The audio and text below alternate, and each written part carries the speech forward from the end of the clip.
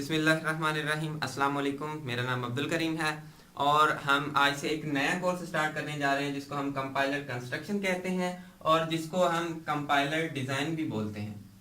Compiler design भी हम इसको कहते हैं और कंपाइलर कंस्ट्रक्शन भी कहते हैं। तो सबसे पहले कंपाइलर कंस्ट्रक्शन या कंपाइलर डिज़ाइन का मतलब ये होता है कि हमने एक कंपाइलर डिज़ाइन करना है या हमने एक कंपाइलर बनाना है। अच्छा, जब भी हम कोई चीज़ बनाना चाहते हैं, कोई नई चीज़ बनाना चाहते हैं, तो हम सबसे पहले पढ़ते हैं कि जो एग्जिस्टिंग चीज़ है यानी एक कंपाइलर है, हम एक और कंपाइलर बनाना चाहते हैं तो जो पहले कंपाइलर है उसका काम कैसे हो रहा है, वो कंपाइलर काम कैसे कर रहा है, तो हम उस हिसाब से पूरी चीज़ को समझ के फिर जाके कंपाइलर बनाएंगे या नई चीज़ बनाएंगे। तो हमें सबसे पहले क्या करना पड़ेगा कि हमें समझना पड़ेगा कि कंपाइलर क्या है और कंपाइलर कैसे वर्क करता है, इसके अंदर कौन कौन सी चीजें आती हैं, ये सारी चीजें हमें समझनी पड़ेंगी कंपाइलर कंस्ट्रक्शन में। तो स्टार्ट करते हैं सबसे पहले कि कंपाइलर क्या है। उसके बाद कंपाइलर के अंदर जो भी कंपाइलर की डिटेल है वो हम देखेंगे कि कंपाइलर किस हिसाब से वर्क करता है, जो आगे की वीडियोस में मैं आपको बताऊंगा। तो सबसे पहले हम देखते हैं कि कंपाइलर क्या है। कंपाइलर बेसिकली एक सेट ऑफ प्रोग्राम है जो क्या करता है, एक सोर्स लैंग्वेज को टारगेट लैंग्वेज में कन्वर्ट करता है। सोर्स लैंग्वेज को टारगेट लैंग्वेज में कन्वर्ट करता है और साथ में इसके अंदर एक और प्रोसेस होता है जिसको हम कहते हैं एरर मैसेज, कि हमने एक सोर्स कोड लिखा या सोर्स लैंग्वेज का कोड हमने कंपाइलर को दिया। अगर इस कोड में कहीं पे कोई एरर है, हमने कोई सिंटैक्स की एरर कर दी या ग्रामेटिकल एरर कर दी, तो हमारा कंपाइलर क्या करेगा, कंपाइलर एरर शो कराएगा कि आपने जो सोर्स कोड लिखा है वो गलत है, उसमें कोई मिस्टेक है। तो हमारा ये जो कंपाइलर है उस कोड को कंपाइल नहीं करेगा और सोर्स कोड हमारा टारगेट लैंग्वेज में कन्वर्ट नहीं होगा। अगर उसके अंदर कोई एरर नहीं है तो एरर मैसेज नहीं आएगा और वो टारगेट कोड में कन्वर्ट हो जाएगा या टारगेट लैंग्वेज में कन्वर्ट हो जाएगा। अच्छा, काफी लोग कहते हैं कि जो कंपाइलर है वो क्या करता है, हाई लेवल लैंग्वेज को लो लेवल लैंग्वेज में कन्वर्ट कर देता है या मशीन लैंग्वेज में कन्वर्ट कर देता है। तो लाजमी ऐसा नहीं है, कंपाइलर लाजमी नहीं कि वो हाई लेवल लैंग्वेज को कन्वर्ट करे मशीन लेवल लैंग्वेज में, यानी 0101 में कन्वर्ट करे, ये लाजमी नहीं है। हमारा कंपाइलर एक ऐसा भी हो सकता है जो जावा के प्रोग्राम को सी के प्रोग्राम में कन्वर्ट करे, ऐसा पॉसिबल है। यानी कहने का मतलब ये है कि हमारी जो टारगेट लैंग्वेज है वो कोई भी हो सकती है, लाजमी नहीं है कि वो मशीन लैंग्वेज ही हो। वो सी हो सकती है, C++ हो सकती है, जावा हो सकती है, वो कोई भी हो सकती है। अच्छा, इसके अलावा कंपाइलर के डिफरेंट काइंड्स हैं। काइंड्स उसके हैं अकॉर्डिंग टू वर्किंग, यानी कंपाइलर वर्क कैसे करता है, उसके अंदर वर्किंग किस हिसाब से होती है। तो सबसे पहला जो है जिसको हम कहते हैं single phase compiler, single phase या सिंगल पास कंपाइलर भी हम इसको कहते हैं, सिंगल फेज या सिंगल पास कंपाइलर। दूसरा है हमारा मल्टी पास कंपाइलर।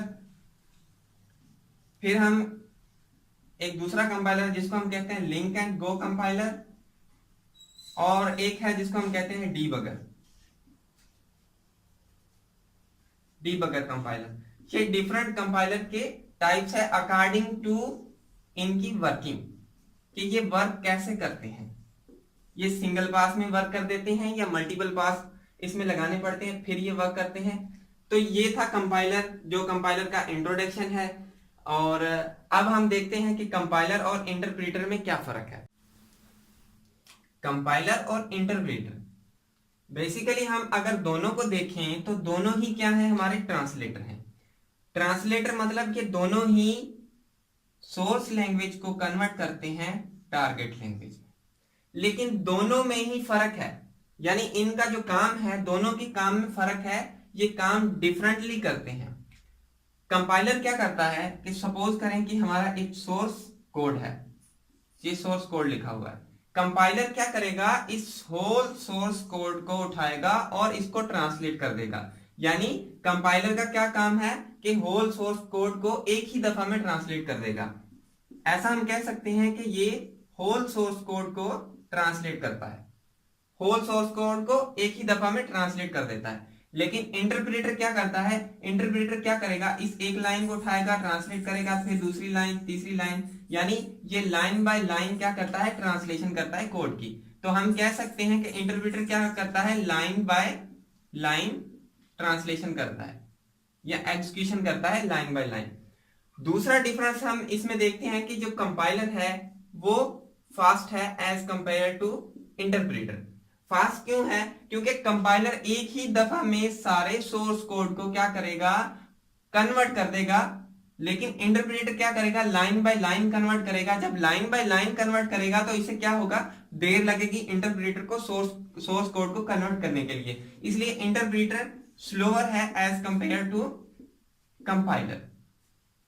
लेकिन जब हम मेमोरी की बात करते हैं कि इंटरप्रेटर ज्यादा मेमोरी लेता है कि कंपाइलर, लेकिन जब मेमोरी की बात करते हैं तो कंपाइलर हमारा ज्यादा मेमोरी लेता है, मेमोरी इसकी क्या है, ज्यादा है, टेक मोर मेमोरी,